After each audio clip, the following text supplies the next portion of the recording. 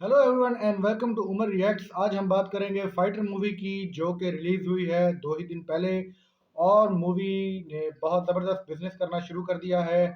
Movie का x factor है patriotism और ऋतिक रोशन।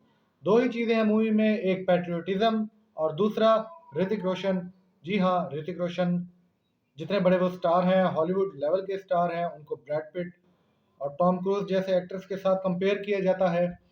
यही वजह है कि इस मूवी ने बहुत ज़्यादा बिजनेस करना शुरू कर दिया है, जबकि इसकी एडवर्टाइजिंग और मार्केटिंग जो है हफ्ता पहले तक इतनी ज़्यादा नहीं हो रही थी और एक्सपेक्टेशन ये थी कि शायद लोग इतने टर्नआउट ना हो। लेकिन जिस तरह से पिछले 2-3 सालों के अंदर पैट्रियोटिज्म बेस्ड मूवीज इंडिया के अंदर चल रही हैं और स्पेशली पाकिस्तान को बैश करने वाली मूवीज को जिस तरह से बढ़ा चढ़ा के पेश किया जाता है, वो जनाब आपके सामने वो फार्मूला एक दफ़ा फिर कामयाब होता नज़र आ रहा है। इतना ज़बरदस्त कामयाब हो रहा है वो फार्मूला कि मूवी ताबड़तोड़ बिजनेस कर रही है। नो डाउट उन्होंने वीएफएक्स के ऊपर बहुत ज़बरदस्त काम किया है। टॉप गन की कॉपी कॉपी लगती है, लेकिन इतनी भी नहीं है। टॉप गन की तरह रियल प्लेन्स को यूज़ तो नहीं किया गया, ना उड़ाया गया है, लेकिन वीएफएक्स के थ्रू बहुत ज़बरदस्त कमाल की एरियल कॉम्बैट्स दिखाई गई हैं मूवी के अंदर। ऋतिक रोशन हमेशा की तरह अपने पनैश, अपने प्रेजेंटेशन के लिए जाने जाते हैं और इस मूवी में भी उन्होंने अपने पनैश और अपने प्रेजेंटेशन को बड़ा ही बेहतरीन निभाया है, अदा किया है। जिस तरह से उन्होंने अपनी एंट्री शो कराई, और हमेशा से उनकी एंट्री के ऊपर जब बाकी सारे एक्टर्स को दिखाया जाता है कि उनकी एंट्री के ऊपर वो फूले नहीं समाते, दे आर स्टक बाय ऑ। जो ऑ इफेक्ट है वो बड़ा ज़बरदस्त दिखाया गया है। सपोर्टिंग कास्ट में जिस तरह करण ग्रोवर है, मैं तो बिपाशा बासु को भी सपोर्टिंग कास्ट ही कहूँगा, और अनिल कपूर है। सब एक्टर्स ने बड़ा ज़बरदस्त काम किया है और अपने अपने रोल को बखूबी निभाया है। सिद्धार्थ आनंद जिस तरह की मूवीज़ पिछले 7-8 सालों में बना रहे हैं, टाइगर जिंदा है जैसी मूवीज़, वो तो अली अब्बास जफर की बनाई हुई थी, लेकिन पठान की जैसी मूवीज़ जो है उन्होंने बनाई और बड़ा ज़बरदस्त काम किया। बिल्कुल उसी ट्रैक के ऊपर चल रहे हैं जो पिछला सिद्धार्थ आनंद था, 2000 वाले इरा का, जिसमें तारारंपम और सलाम नमस्ते जैसी मूवीज़ थी, अनजाना अनजानी जैसी मूवीज़ थी। वो सिद्धानंद आनंद आपको अब नहीं नज़र आता। लेकिन यू कांट लव हिम और hate him for the course that he is going. उनकी डायरेक्शन बहुत ज़बरदस्त है। म्यूज़िक ऑन स्पॉट था मूवी का। एक एक्स फैक्टर जो कि हमेशा से रहा है, गदर 2 जैसी मूवीज़ में, तेजस जैसी मूवीज़ में और पीछे जितनी पैट्रियोटिक मूवीज़ इनकी आई हैं, उड़ी से ये काम, उड़ी जो 2019 में मूवी आई थी, वहाँ से ये काम शुरू हुआ है।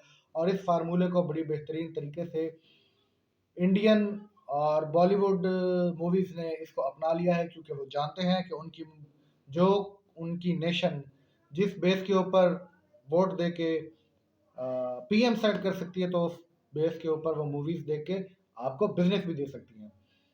पाकिस्तान को बुरा भला कहना, पाकिस्तान के खिलाफ बात करना, पाकिस्तान को टेररिस्ट शो करवाना, यही कुछ रह गया है जिसकी बेस के ऊपर ये बिजनेस चल रहा है और ये मूवीज चल रही हैं। अदरवाइज ऑफ द बीट जिस तरह से अक्षय कुमार फ्लॉप होते जा रहे हैं, क्योंकि उन्होंने इस किस्म के कंटेंट पे काम नहीं किया। उनकी पिछली 5-7 मूवीज इसी वजह से नहीं चली, क्योंकि उन्होंने एक तो एक्शन बेस्ड मूवी नहीं की और दूसरा पैट्रियोटिज्म बेस्ड मूवी नहीं की।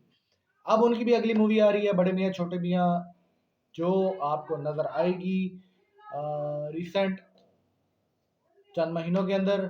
उसमें भी थोड़ा सा एक्शन और यही फॉर्मूला होगा, और बिल्कुल उससे भी यही उम्मीद है कि वो भी इसी तरह चलेगी जिस तरह फाइटर मूवी अब चल रही है, बगैर मार्केटिंग कॉस्ट और एडवर्टीजमेंट कॉस्ट को उस हाई लेवल पे ले जाने के, जो कि पिछले हफ्ते के अंदर इनको ले जाना चाहिए था। मूवी का बिजनेस एक्सपेक्टेड है 300 से 400 करोड़ इजीली कमा सकेगी। थिएट्रिकल रन जो इनका है वो कहाँ तक जाता है 1-1.5 माह के अंदर और कितना होता है, वो हमें आगे पता लग जाएगा कुछ ही दिनों के अंदर। मूवी बेहतरीन है, इंडियन फैंस के लिए बहुत ज़बरदस्त है। जीसीसी में मूवी को ब्लॉक कर दिया गया है, बैन कर दिया गया है, क्योंकि उसको एक प्रोपेगेंडा मूवी करार दिया गया है। पहले भी जीसीसी गल्फ कंट्रीज़ के अंदर इस किस्म की मूवीज़ को ब्लॉक किया गया था जो कंट्रोवर्शियल कंटेंट पे होती हैं, या जो टेररिज्म और इंटरनेशनल पॉलिटिक्स और उससे रिलेटेड किसी की तरफ फिंगर पॉइंट आउट कर रही होती हैं, ऐसी मूवीज़ को, हॉलीवुड मूवीज़ और बॉलीवुड मूवीज़ को बैन किया जा चुका है।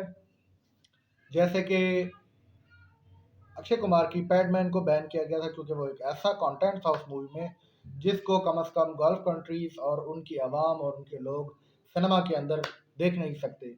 तो हाँ, ये था हमारा छोटा सा रिव्यू। 5 मिनट हो गए हैं। हम इस रिव्यू को इतना ही रखते हैं। बेहतरीन अच्छी मूवी है, इंडियन मार्केट के लिए बहुत अच्छी है, बिजनेस भी करेगी।